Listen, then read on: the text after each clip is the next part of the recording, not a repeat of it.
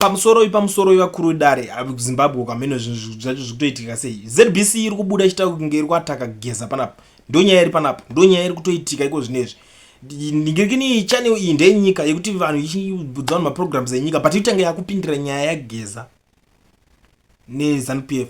You know why ndiri kudai so? Most of the times pori kuona vanhu veZBC vari kutaura, vari kubuditsa, vari kutotaura attack or something bad publicity, azobuda akadai azonzwai azonza nechakati azonza nechakati, paari kubudisa pamavidheos ake iye Geza wacho achiadresa Mnangagwa, achiadresa the ZANU-PF government, achiadresa zvinhu zvese zviri kuitika. Havasi kumbobudisa vachitaura nezvazvo kuti Geza azotaurawo kuti zvakati. Havasi kuita izvozvo, vari kuzongobudikira chete vakutongoti Geza chakati kutanga vari kupindira nyaya akumanaka. Ameno, asi chigore rinoka ndikukutaurirai, mukuenda unofudza mombe zvenyu vanhu imimi vari kushanda kuZBC, kana mukaramba muchiita mashandiro enyu akadhakwa iwaya, tiri kuisa vamwe vanhu vechidiki vane brain dzitori kumberi, dzinofunga entertainment, dzinofunga zvimwe zvinhu, dzinofunga kufambisa kana vadziri news, dzinofunga kurova news sezvadziri zvisina basa nekuti ndiwe ZANU-PF ndiwe chinchi. Po zvimwe zvacho mufanira kuva muchidzidzawo kwatiri, motombogara pasi momboona kuti saka alright, why is it uyo akahasi kumboita zvebootlicking kana kuti bozi inini handina chinonzi opposition kana wechi muna katobhaiza totongomubudira demo, tomubudira banga kuti iwe apa pakadai so apo watobhaiza apo. Ndozvatitongotara chokwadi, ende vanhu vanotongouya vachingonakidzwa nechokwadi vachiteerera chokwadi sezvachiri, not this rubbish dzatiri kuona dziri kuitika. Pari kubuda pana panzi skeletons have begun to fall from the closet of controversial war veteran Comrade Geza, who has been sucked in the 1.5 million property grab in Harare.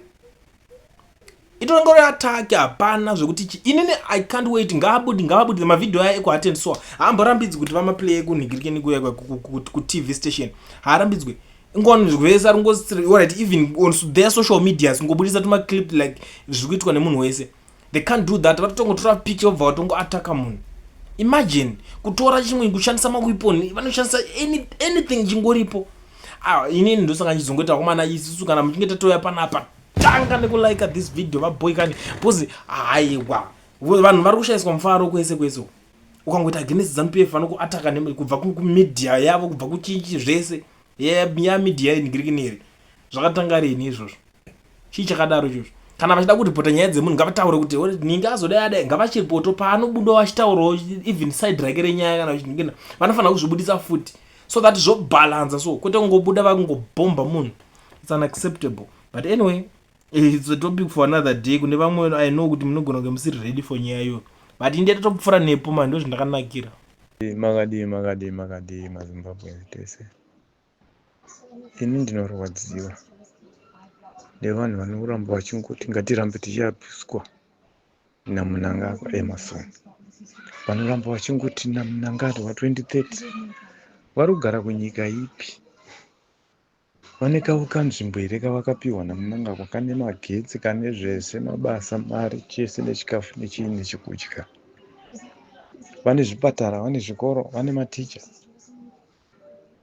Vanhu ivavo ndinoona nini havana kufunda, kunyanya tuvakadzi tumapfambi ututu. Itiwo tumapfambi utu tinoda varume sitereki utu, ndo turi kuita zvemusangano chikuti Mnangagwa.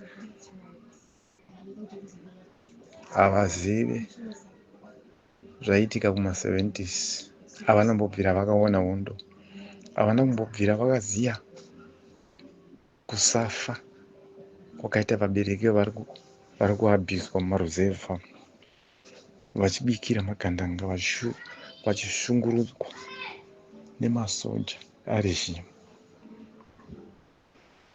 Nhasi unoti wangoti Mnangagwa agare ipapa, iye Mnangagwa andoziziya. President Robert Mugabe chaivo vakatombotaura kuti iyeyu mukamusiya achienda pamberi haana zvaanoziya kana kuona, anotoda mumwe munhu pamberi.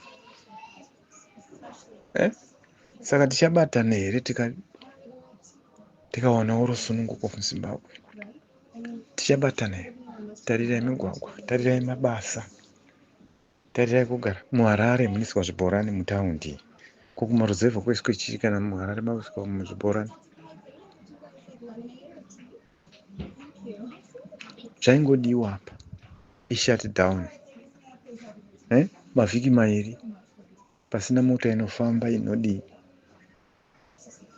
zvivharane kufambayo mapurisa ake nemasoja netotuwo akadzi toturi kutaura 2030 ndizvo ndetwa mujamba jecha handidi zvangu kutaura zvakawanda kasi zvikuita kuramba zvichingondirwadza ndichingonzwa ndichiona kuti nhai chokwadi kune vamwe vanhu kana kuti kurara here kupusa here handizive chii vari kunyengwa kana naziyambi vachipiwa tumayusa zvasiwai tiri kuramba tichingoti ndizvo vakomana kuramba tichingotambura here Zimbabwe yaine uchi nemukaka vanoziva here havazizive vanongonzwa chingwa chine majarini vakambochidya nejemu vakambochidya kana kudya chingwa nemazai havazizivi kasi vanenge vachingoti munangagwa ndizvo kasi vari kuswedera nhasi vari kuswedera poriji netuuraisi tusina kana chinhu zvimwe zvinhu ngavafunge maZimbabwe ngavasvinudzwa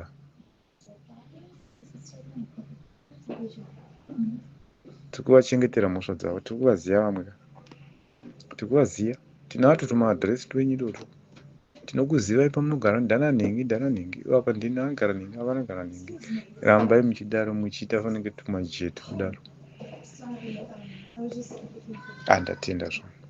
ndatenda zvangu ndikupa vamwe nguva kasi zviri kurwadza chaizvo kune vanhu vanoda kutomira chaizvo kuti tibatsirane timubvise mukuru tiwane independence Zimbabwe hamuna rusununguko vanhu vari kuabhuzwa takashanda isu kusenza tichitambira $3 pasvondo kuZimbabwe ndakatanga kusenza iyi vakomana